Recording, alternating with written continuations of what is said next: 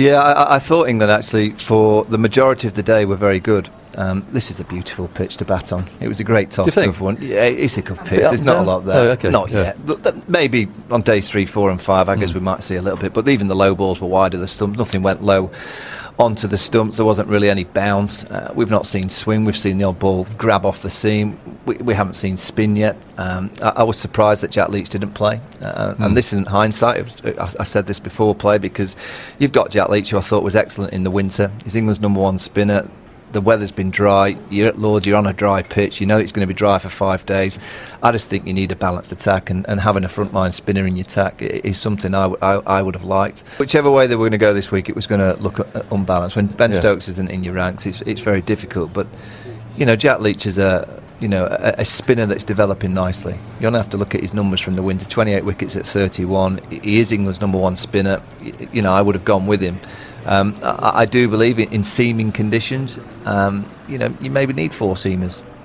In conditions like this, you actually need a varied attack. You need a pacer, you need a spinner, you need a couple of bowlers like Anderson and Broad who can just knock an end, and you know that the run rate's going to be very difficult from a New Zealand perspective. But they haven't gone in with the spinner. Has it cost them? I don't think Jack Leach would have ripped through New Zealand today. No. There's nothing there for him. But on days 3, 4 and 5, we know that the rough will develop. And your spinner is picked here at Lords for day 1, day 2 to hold an end, and on days 3, 4 and 5 potentially to get a few more wickets. So England haven't gone with that approach. But I have to say, New Zealand are a class team, because there's many teams over the last few years that have won the toss on decent wickets and not capitalised. And they haven't capitalised enough yet, but to be 246 to 3 on day 1, you don't see that kind of score in the modern game of Test match cricket. Generally we see players giving themselves a little chance to get in and then having a dash and they make mistakes. Well, Devon Conway on debut, getting 100, the highest debut 100 here at Lords. I don't think his Test career can ever get any better. No. If I was him, I'd go up to that dressing room and say, lad, I've retired. I don't think he can surpass today. No, you go back to when New Zealand beat England in New Zealand. They just ground England down. Yeah. BJ Watson with that double century, and it was like, it's going to be a draw. And then the last day, there you go. Yeah. New Zealand attacked. And that's what New Zealand will play this week. They'll know it's a good pitch. They won't expect it to deteriorate for another couple of days, if it deteriorates that much at all. But from the way that they play the Test match cricket under Kane Williamson, they're in it for the long game. And so many times over the last few years, we've kind of looked at Test match cricket wickets and go, that looks like a pitch that's been prepared to get a result in a few days. This looks like a Test match wicket that's prepared to last 5 days of cricket. Yeah. I think that's the sign of a player that knows his game and knows his mind. And I think that's the most important aspect of playing at this level is your mind. And the surroundings, playing at Lords, the media attention, everything that comes with being an international Test match player is completely different to playing first-class cricket.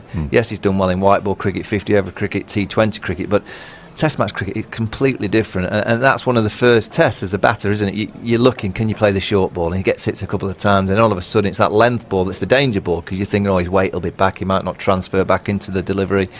And I thought that was the moment you go, he's got a great chance, and he's going to be around Test match cricket for many, many years, because he just transferred his weight and went boop, straight down the ground for 4.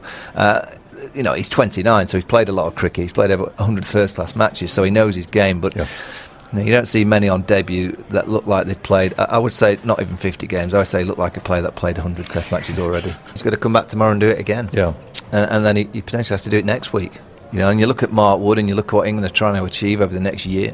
To try and beat New Zealand in 2 Test match series, then to try and beat India in a 5-match series, and obviously the big ticket down at the back end of the year is Australia. And what do England need in Australia? They need a bit of pace. Jofra Archer's injured with that elbow. Will he be able to play in the Ashes? There is a question mark over that. So Mark Wood, Ollie Stone becomes so important to this Test match team. So England will have to manage him. But you look at it from a New Zealand perspective, say, he hit us a few times, he bowled some good balls, but you know what? Did he get any wickets? Well, yes, no. Exactly. And that's what they'll be looking at.